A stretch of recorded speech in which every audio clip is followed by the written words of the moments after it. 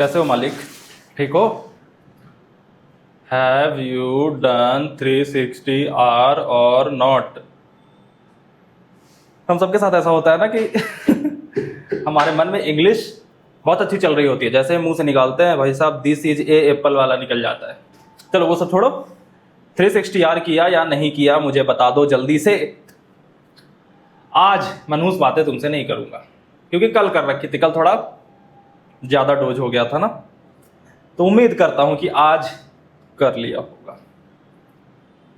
और नहीं करा, मेरी गलती है कि मेरे शब्दों में वो ताकत नहीं थी कि तुम्हें मजबूर कर दे करने पे। अगली बार और बेहतर ढंग से कोशिश करूंगा।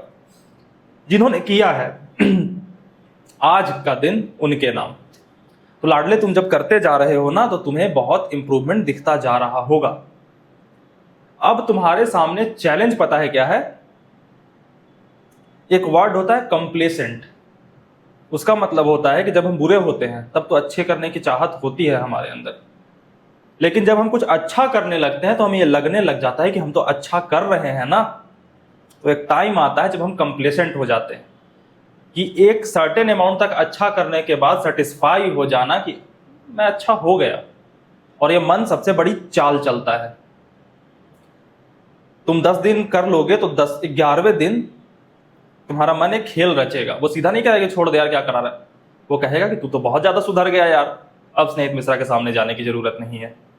1 दिन मिस कराएगा, 2 दिन मिस कराएगा, तीसरे दिन से डल करने लगेगा और 11 दिन जो तुम लगातार करे थे ना, वो 11 दिन का समय लेके तुम्हें फिर 0 पे पटक देगा और सारी महानता धरी की धरी रह जाएगी। एक मोमेंटम बिल्ड करने में ना जान लग जाती है। 11 दिन करने में ना तुम पिछले 20 दिन फेल हुए होगे, फिर जाकर के शुरू हुआ होगा 360 आर कंप्लीट होना और 11 दिन कंसिस्टेंट रह पाए। फिर एक बार मोमेंटम टूटा ना तो 20 दिन फेल हो गए, फिर 11 दिन का मोमेंटम पकड़ा जाएगा। तो बस तुम्हारे सामने ये चैलेंज है, मोमेंटम टूटने मत देना। मन कहेगा ना कि नहीं आज नहीं जाते हैं सामने, कर तो लिया ना, अब जब हम कर लिया तो प्रेजेंट लिखने का क्या फायदा। मन की चाल है ना। आप अच्छे बच्चे हो, आप कर रहे हो, I am proud of you, लेकिन अब कंसिस्टेंटली चलते जाना है। सबसे बड़ा रोड़ा कि बच्चा शुरू ही नहीं कर पाता वो आपने पार कर लिया है। अब एक छोटा सा रोड़ा है कि आप जब कर सकते हो तो भैया रोज ही कर लो ना, है ना। कितना आसान है, करोगे टॉप करोगे, ये मैं दावा कर रहा हूं। कंसिस्टेंट रह जाओ, ये तुम्हारी तरफ से दावा चाह रहा हूं, ठीक है। क्योंकि ओवरवेल्म हो जाना ना सबसे बड़ी दिक्कत क्रिएट कर देता है और मैक्सिमम बच्चे ओवरवेल्म हो जाते हैं जब वो अच्छा परफॉर्म करने लगते हैं। दूसरी चीज कि जब तुम अच्छा होने लगोगे, एक बुरे बच्चे थे अच्छे होने लगे तो तुम सबकी नजरों में आने लगोगे। इस बात का ध्यान रखना, क्योंकि तुम्हें चेंज बहुत एविडेंटली दिखेगा दुनिया को, चाहे वो ऑफलाइन में हो कि तुम्हारे मम्मी पापा देख रहे हैं कि बच्चा तो पूरा दिन पढ़ रहा है, तुम्हारे दोस्त देख रहे हैं कि इसके टेस्ट में मार्क्स इंप्रूव हो रहे हैं, या फिर कमेंट सेक्शन में तुम 3-4 दिनों से प्रेजेंट लिख रहे हो तो जो बच्चे नहीं कर पा रहे वो कहने लगेंगे यार तेरा कैसे हो जाता है, मुझे टिप्स दे। और इसमें सबसे बड़ा खतरा यह होता है कि बच्चा फिर नेता बनने लगता है, उसे मजा आने लगता है दूसरों को ज्ञान देने में। मैंने कहा है ना कि इस चैनल पे सिर्फ मैं ज्ञान दे सकता हूं और कोई नहीं, बाकी सारे फॉलोअर हैं। तो ज्ञानी समझने की गलती मत कर लेना। इससे होगा क्या कि तुमसे किसी ने आ करके एक बड़े ही वल्नरेबल मासूम स्टेट में पूछा तू कैसे कर लेता है, तो मन ना एकदम चुलबुला उठेगा कि अब मजा आया, यही तो चाहता था कि दुनिया सुने मुझे, आजा बताता हूं।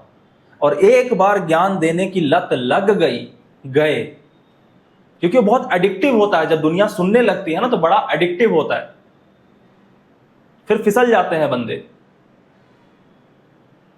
फिर आप अपना करियर छोड़ करके ज्ञान देने लगोगे स्टूडेंट्स को, वो सिलेक्ट हो जाएगा, वो इंप्रूव भी हो जाएगा, आप डूब जाओगे। बुद्ध बनना है, सब कुछ जानते हैं लेकिन हर प्रश्न का उत्तर मौन देना है। ये सारी छोटी छोटी चीजें हैं जो भटका देंगी और तुम्हें पता सिंपल चीजों से तो तुम ऊपर उठ चुके हो, तभी 360R करते जा रहे हो। रील्स का एडिक्शन नहीं होगा तभी 360R करते जा रहे हो, कोई और एडिक्शन नहीं होगा, सारी चीजें तुम छोड़। क्योंकि मैं कहता हूं कि 360R कर लो, उसके बाद दिन में जो करना है कर लेना, क्योंकि मुझे पता है 360R करने के बाद दिन में उसके पास समय ही नहीं बचेगा।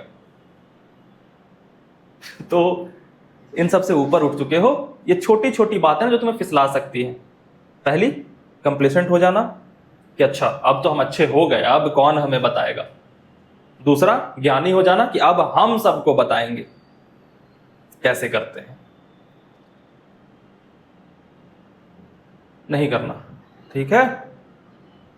तुम्हारे पास ज्यादा खतरा मंडरा रहा है, क्योंकि 11 दिन करके जब गिव अप करोगे ना तो फिर उठ ही नहीं पाओगे। क्योंकि एक अच्छा बच्चा जब गिव अप करने की कंडीशन में पहुंच जाता है ना, उसकी हिम्मत टूट जाती है।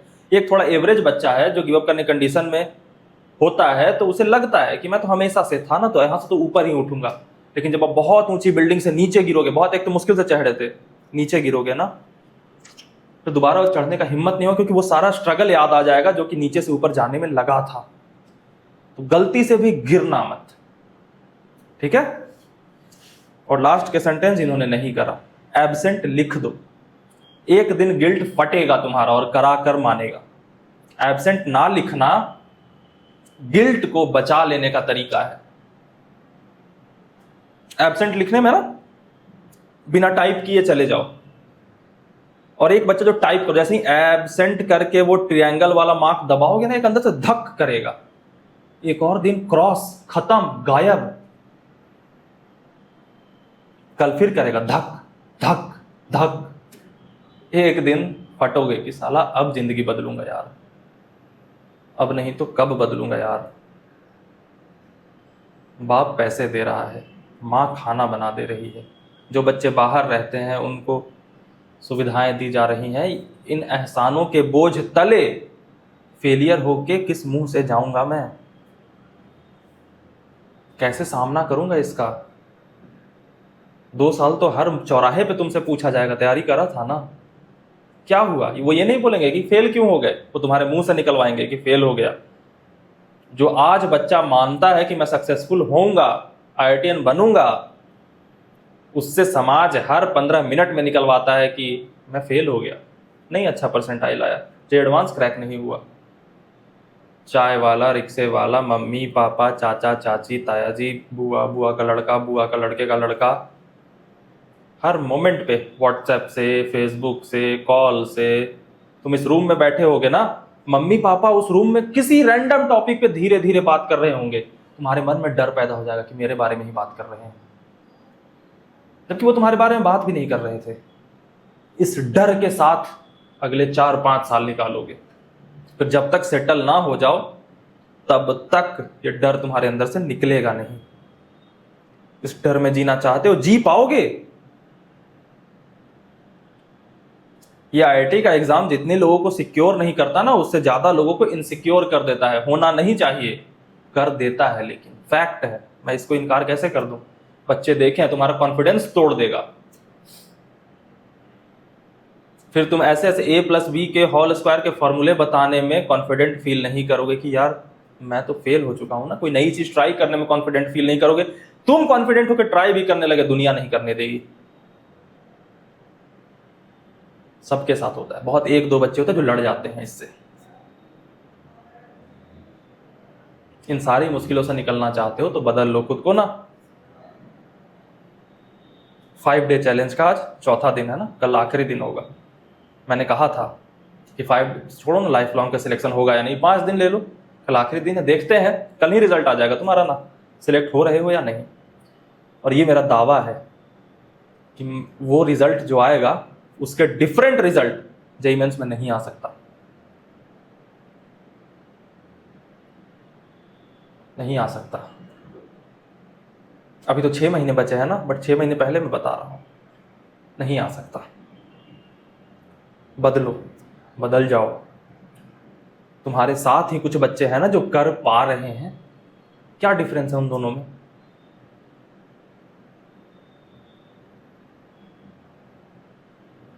कोई डिफरेंस नहीं है, मक्कारी का डिफरेंस है, ठीक है?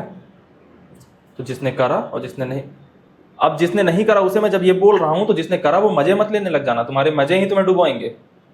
औकात याद रखना, कहां से आ रहे हो, यहां तक लाने में कितनी मेहनत मेरी लगी है, कितनी मेहनत तुम्हारी लगी है।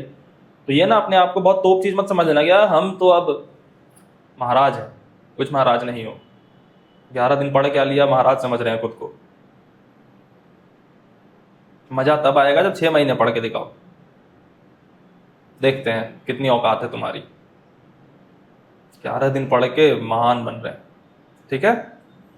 योग निद्रा करना, करना मतलब करना, करना ही होगा सोने से पहले, और फिर सो जाना। सुबह 5 बजे मिलते हैं।